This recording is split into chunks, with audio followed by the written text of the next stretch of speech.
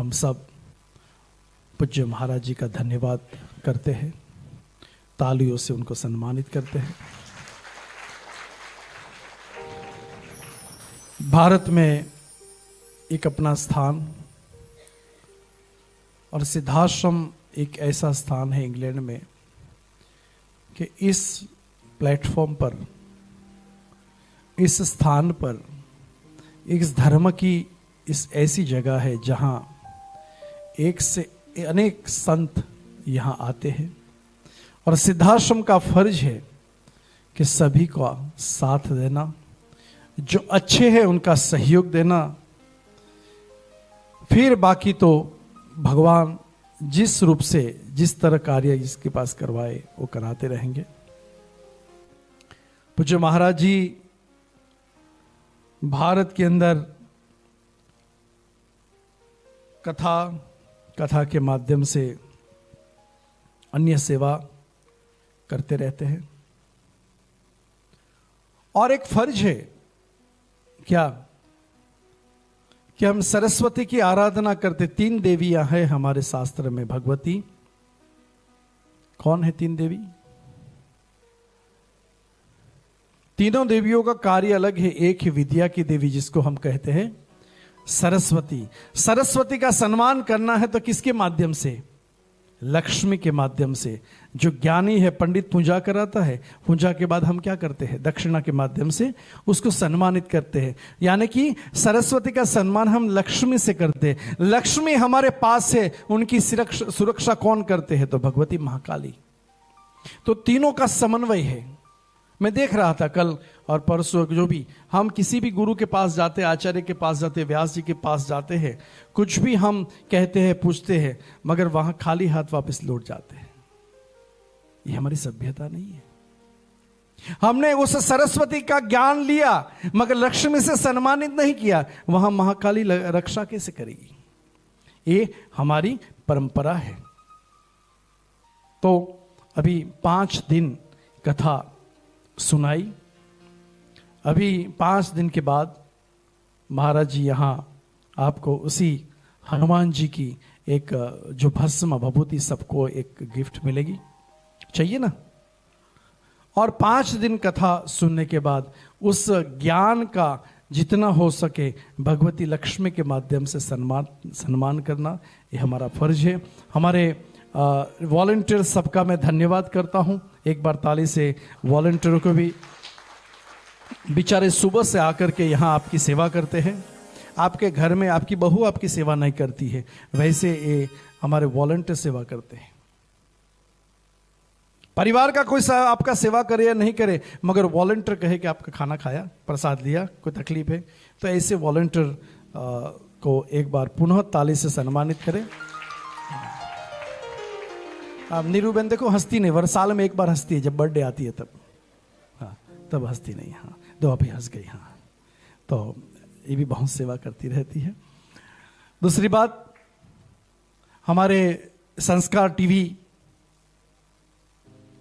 के CEO साहब हमारे मनोज त्यागी जी का बहुत बहुत धन्यवाद करते हैं, जिनके माध्यम से महाराज जी का एक पहचान हुई। उसके बाद उनका एक संकल्प था, उनका एक विचार था, उनकी एक धारणा थी कि भाई उनको भी साथ दो।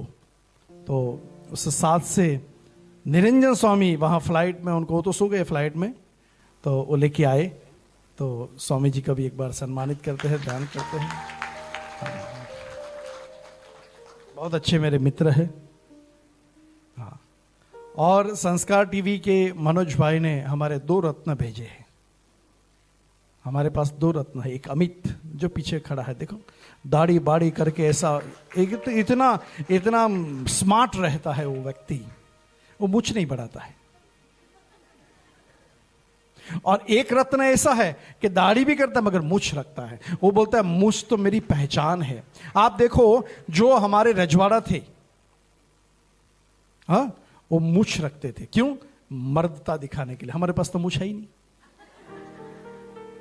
मगर मूछ वाले हैं उनसे भी ज्यादा अच्छा काम करते हैं। और जो मूछ वाले हैं वो क्षमता से अपना लाइव टेलीकास्ट भी करते हैं।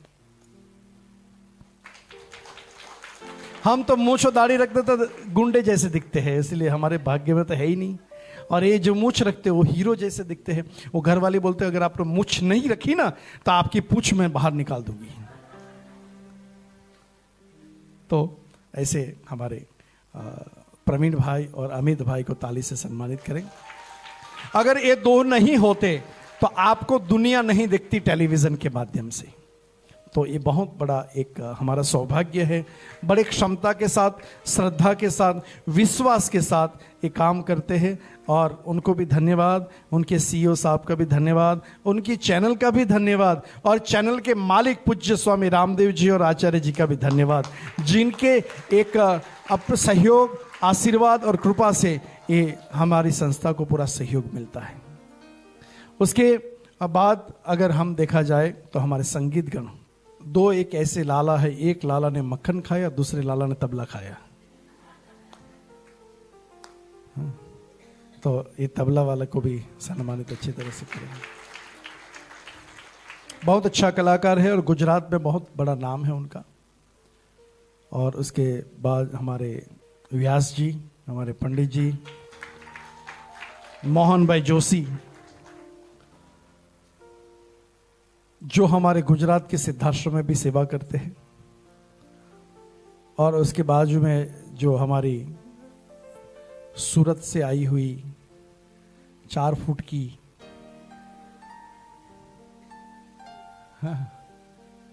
दिशा, जिस दिशा में देखो तो उसी दिशा चलती है। बहुत अच्छी तरह से गाना और व्यवहार, ऐसी बेटी को भी हृदय से आशीर्वाद। और हमारा आकाश वास्तव में आकाश है। कितने साल से आता है तू यहां?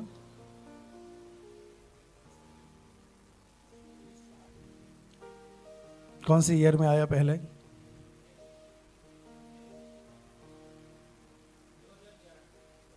आप समझो 2011 से यह लड़का यहां आता है।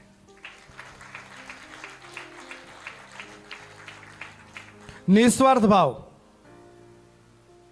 और एक चीज बताऊं, अभी पहली कथा थी ना भागवत, उससे पहले वो घर में बैठा था और ब्रेन के अंदर की वेन से खून निकला और वहाँ उसको तकलीफ हो गई। वहाँ उसकी वाइफ ने फिर फ़ोन किया, एम्बुलेंस बुलाई। ये लड़का 13 दिन हॉस्पिटल में रहा और 13 दिन हॉस्पिटल में रहने के बाद डॉक्टर ने कहा उसका ऑपरेशन होगा, ये होगा, MRI। और भगवान की इतनी बड़ी कृपा, कोई ऑपरेशन नहीं हुआ, सिर्फ दवा के माध्यम से आज आपके सामने क्यों बोला गया। और ये सिद्धाश्रम की सेवा, भोलेनाथ की सेवा। और जब भी मैं फोन करूं, अहमदाबाद रहता है, जब भी फोन करूं तब ये लड़का यहां पहुंच जाता है। नवरात्रि में आपने सुना होगा, ऐसा कीबोर्ड बजाता है, 3-3 हजार लोगों को घुमा देता है वो। तो उनको भी हम ताली से सम्मानित करते हैं।